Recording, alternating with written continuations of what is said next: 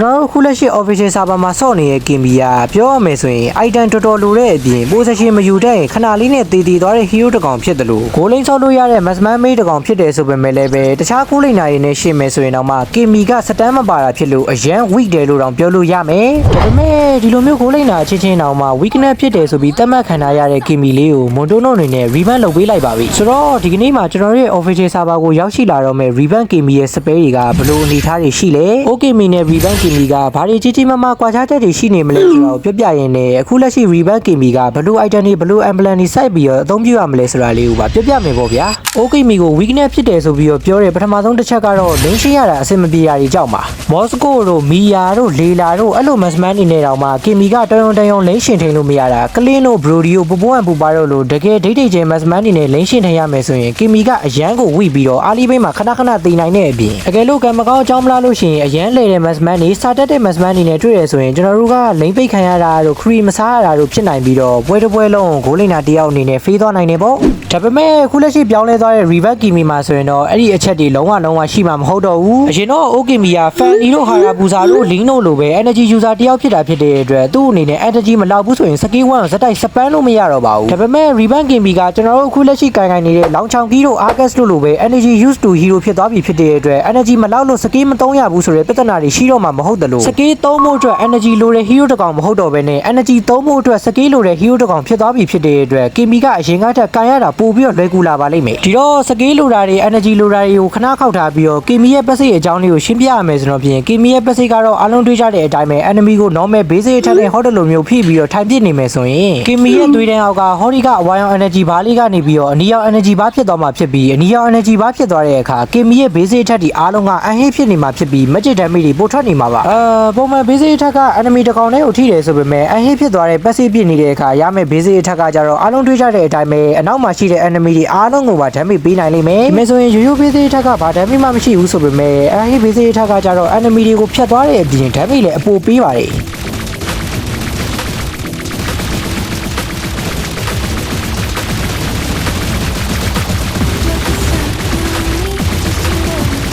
ဒါနဲ့ game ရဲ့ passive ကိုပြောရမယ်ဆိုရင်ကျွန်တော်တို့အနေနဲ့ basic ထက်ခလုတ်ကိုဒီလိုချိန်နိုင်ရင်ချိန်နိုင်သလောက် enemy ဒါမှမဟုတ်ရင်လည်း jungle creep ကိုထိရင်ထိနေသလောက် passive ကလုံးဝကုန်ခန်းသွားခြင်းရှိမှာမဟုတ်ဘဲနဲ့ကျွန်တော်တို့အနေနဲ့ passive ပြည့်နေတဲ့အချိန်အတွင်းဘာကိုမှ basic ထက်နဲ့မပြစ်မှတာအဲ့ဒီ passive ကပျောက်သွားမှာဖြစ်ပြီးရိုးရိုး basic ထက်ပြန်ပြစ်သွားမှာပါ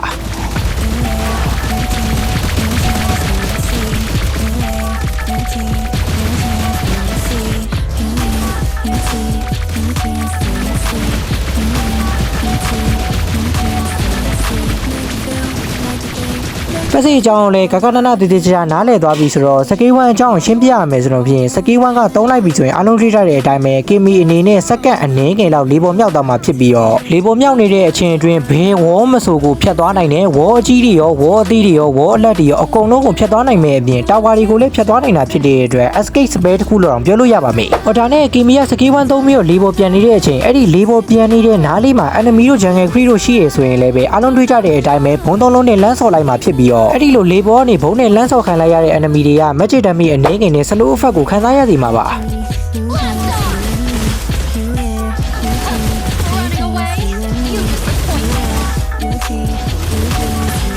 ကီမီယာစကေးတူသုံးတဲ့အခါကျရင် PK လိုဘာလိုအလုံးကြီးကကီမီယာတနက်ထဲကနေထွက်လာမှာဖြစ်ပြီးတော့အဲ့ဒီ PK လုံးကြီးနဲ့ထိတဲ့ enemy 3ကောင်ဆို3ကောင်4ကောင်ဆို4ကောင်5ကောင်ဆို5ကောင်စတန်းဖြစ်သွားစီမှာဖြစ်ပြီး enemy ထိတဲ့အရေအတွက်များရင်များသလိုကီမီယာအောက်က energy ဘာတန်းလေးကပြည့်လာလိမ့်မယ်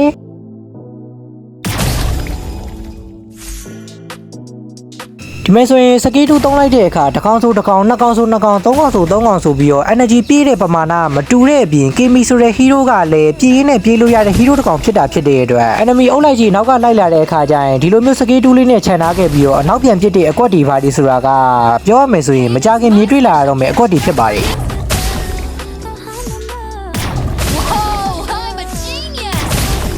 က ပြီးတော့ရင်တော့ကဆိုရင်စကေး1က energy အရန်ကုန်တာဖြစ်တဲ့အတွက်ကျွန်တော်တို့အနေနဲ့အဲ့ဒီကုန်သွားတဲ့ energy ကိုဖြည့်တင်းမှုအတွက်စကေး2ကိုသုံးရတယ်အဲ့ဒါကြောင့်မလို့စကေး2ကကျွန်တော်အရှိမပြောခဲ့သလိုပဲပြေးဖို့လိုက်ဖို့ဆိုတာထက် energy ဖြည့်ဖို့ပဲအရန်သုံးနေရတာပါအဲ့ဒါကြောင့်မလို့ပဲအခုလက်ရှိ reban လောက်လက်တဲ့ Kimi ရဲ့ skeet 2က enemy စီကနေပြေးဖို့ရော enemy ကိုလိုက်တက်ဖို့ရောသုံးလို့ရတဲ့ skeet 2ဖြစ်သွားတာဖြစ်တဲ့အတွက်တော်တော်လေးကိုအသုံးဝင်လာပါလိမ့်မယ်ပြီးတော့ကျွန်တော်ပြောဖို့မိနေခဲ့ရတခုကဘာလဲဆိုတော့ကျွန်တော်အရှိမပြောခဲ့သလိုပဲ skeet 2က enemy ကိုထိလို့ရှိရင် energy လေးပြန်တက်တယ်ဆိုတာကဒီလိုခြုံစစ်တဲ့နေရာတွေမှာအရန်ကိုမှအသုံးဝင်လာပါတယ် enemy ကိုထိလာလို့ရှိရင်အောက်က energy burden လေးကတက်မတက်ကိုကြည့်ပြီးတော့ဒီခြုံထဲမှာတော့ enemy ဘယ်နှကောင်ရှိလဲဘယ်နှကောင်ကတော့ဘယ်နားလေးမှာနေတယ်ကိုကအစကျွန်တော်တို့အနေနဲ့ skeet 2ကိုသုံးပြီးတော့ vision စစ်လို့ရမယ်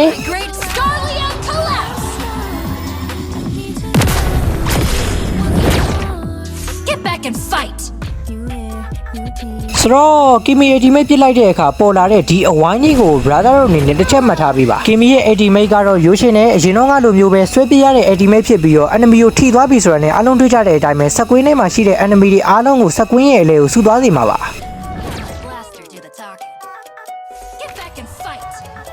ါဒါပေမဲ့မကောင်းတဲ့တစ်ချက်ကတော့ Kimi အနေနဲ့အရင်တော့ကလိုမျိုး magic damage တွေ only ထည့်ပြီးတော့ one hit ပစ်လို့ရမယ့် Kimi ဖြစ်လာမှာမဟုတ်တော့ဘူး။ဘာဖြစ်လို့လဲဆိုတော့ Kimi ရဲ့ ultimate damage ကိုတော့ဒီမှာ nerf တိုက်တယ်လို့ရေးထားပါတယ်။ဒါပေမဲ့လည်းပဲပေးဆက်လိုက်ရတာနဲ့ပြန်ရလိုက်တာနဲ့ကလုံးဝကိုအကွာကြီးကွာနေတာဖြစ်တဲ့အတွက်ကျွန်တော်တို့အနေနဲ့ဒီလောက်ပေးဆက်မှုလေးကိုတော့ယဉ်ပြီး Kimi ရဲ့ rebound ကိုကောင်းကောင်းမွန်မွန်နဲ့လက်ခံသင့်တယ်။နောက်တစ်ခုရှိတာကဘာလဲဆိုတော့ကျွန်တော် brother တို့ကိုအရှိမမှတ်ခိုင်းထားတဲ့စဝိုင်းလေးကရိုးရိုးစဝိုင်းမဟုတ်ဘဲနဲ့တကယ်ကိုအရေးကြီးတဲ့စဝိုင်းဖြစ်ပြီး Kimi အနေနဲ့ ultimate ကိုလွဲပြီးတော့ပစ်လိုက်မယ်ဆိုရင်တော့မှအားလုံးတွေ့ကြတဲ့အတိုင်းပဲစဝိုင်းရဲ့အလဲကို enemy တွေကိုစုသွားစေမှာဖြစ်ပြီးတော့ Kimi ရဲ့ ultimate မထိဘူးဆိုရင်တော့အဲ့ဒီစဝိုင်းလေးအတွင်းမှာရှိတယ်ဆိုရင်တော့ auto စုနေလိမ့်မယ်ပေါ့ဗျာပြီးတော့ ultimate က skeet 2လိုမျိုးပဲ enemy များများထိလေလေ Kimi ရဲ့အောက်က energy burden လေးကပိုတက်လေပါပဲဆိုတော့ OKimi နဲ့ Reban Kimi နဲ့နိုင်ရှင်ချက်လေးကိုနေကောင်းချုပ်အနေနဲ့ပြောရမယ်ဆိုတော့ဖြင့် Kimi ရဲ့ ultimate ကအရင်တော့ကလိုမျိုး one hit မရတော့တာဖြစ်တဲ့အတွက် Odino ကောင်မျိုးတွေအတွက်ကတော့စိတ်မကောင်းစရာပဲဒါပေမဲ့ဘလို့ကြီးဖြစ်နေKimi ကအရင်တော့ကလိုမျိုးဘောင်မဝင်တန်းမဝင်နဲ့မစမန်းတကောင်မဟုတ်တော့ဘဲနဲ့ဘောင်ဝင်ပြီးတော့မတာဝင်လာမဲ့ hero တကောင်ပြန်ဖြစ်လာအောင်မယ်ဆိုတာကတော့ကျွန်တော်က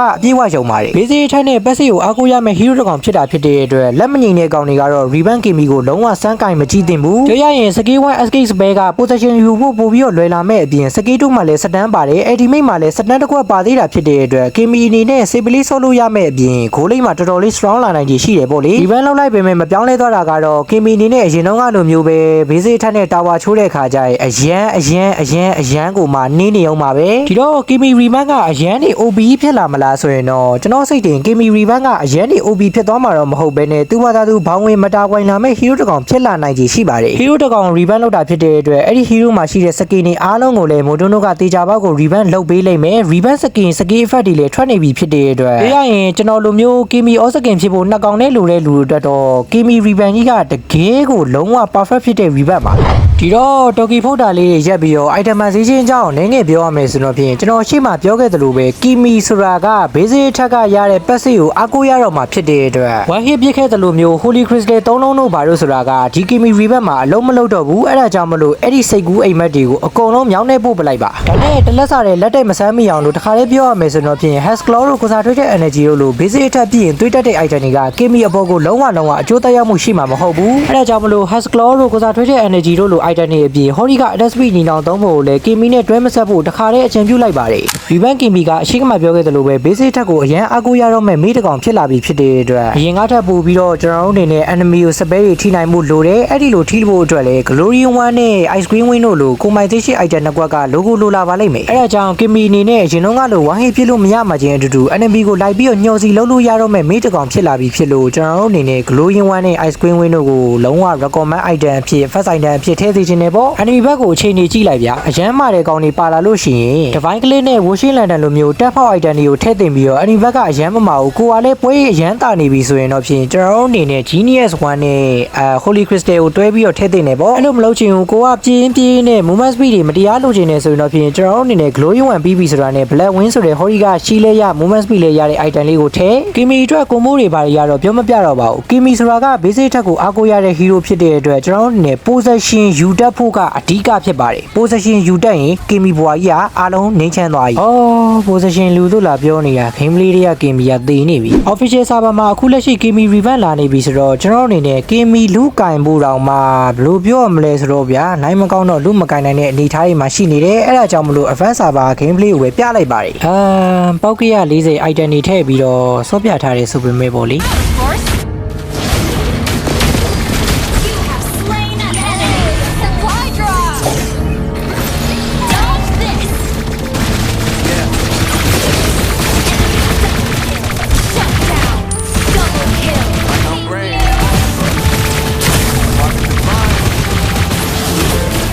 It was a great game. Get back and fight. Commentators and I don't know what you say about our private conversations, but it's kind of hating thanks to all the rumors you be claiming. It's cool, I'm done with you, so they can throw you a celebration. You gon' hate it when you see me with somebody that don't matter. I'm trying to tell you that me just doing me gon' have you jealous. Gotta stay away from all your games, and I know that I found somebody else to love you, you'll realize the grass ain't greener on the other side. No, you did me dirty for the last time, so now I gotta say goodbye. Thrusters.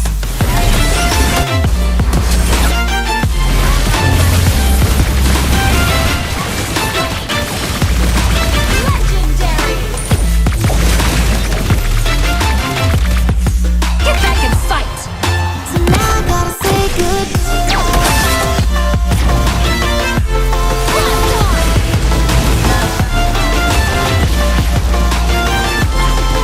Legendary. This alert is not ready.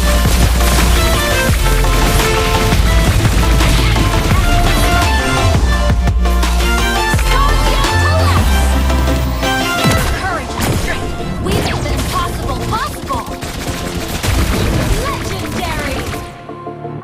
Room for combat essentials. Scarleo collapse. Yeah, my life is lovely now, I'm focused on me. You said you were about to die, I guess the car is on E. But see, I ain't even tripping, cause I just chose to believe that somebody gon' come around and give me just what I need. I don't wanna see you crying and see you looking down and out. Coming to me crying, saying you miss having me around. Gave you chances and you blew it, you so easily influenced. All the times you told me beat it, now you gotta face the music, I'm saying. gotta stay away from all your games, and I know that I found somebody else to let you stay. You'll realize the grass ain't greener on the other side. No, you did me dirty for the last time, so now I gotta say Get back and goodbye. fight. Courage and strength. We make the impossible possible. Dodge this.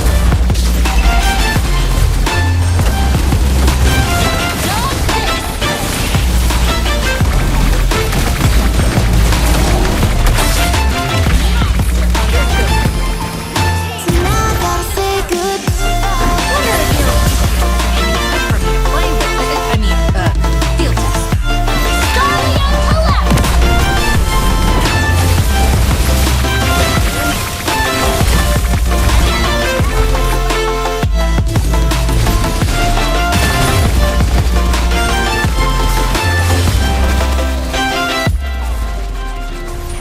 ပြောပြတာပြောရတာပါဒီ game play တွေမှာဆိုရင် Hex Claw တို့ကိုစာထွေးတဲ့ energy တို့အပြင်တခြား critical item တွေကို Kimi နဲ့စမ်းဆော့ထားတာဖြစ်တဲ့အတွက်ပြောရမယ်ဆိုရင်တော့ဗျာပေါက်ပန်း40 item တွေနဲ့ဆော့ထားတယ်ဒါပေမဲ့မထင်ထားလောက်အောင်ပဲဒီ game play ကတော်တော်ကျန်းနေပါတယ်အပွင့်လင်းသုံးပဲပြောရမယ်ဆိုရင်ဒီ game play ကကန်ကောင်းလို့သာကျန်းတော့တာဖြစ်ပြီးတော့ကျွန်တော်လိုမျိုး item တွေနဲ့ရှောက်ပြီးတော့မဆက်ကြဖို့ပြောချင်ပါတယ်ကဲဆိုတော့ကကျွန်တော်ဒီနေ့ video တော့ဒီလောက်ပါပဲနောက်နေ့အကြိုင်လည်းမတူညီတဲ့ content တွေနဲ့တူပြန်လာခဲ့ပါမယ်ကျွန်တော်မောင်စမိုင်းမှာအားလုံးပဲပေးခင်ကြပါစေဖိုက်ပါမှာခင်ဗျာ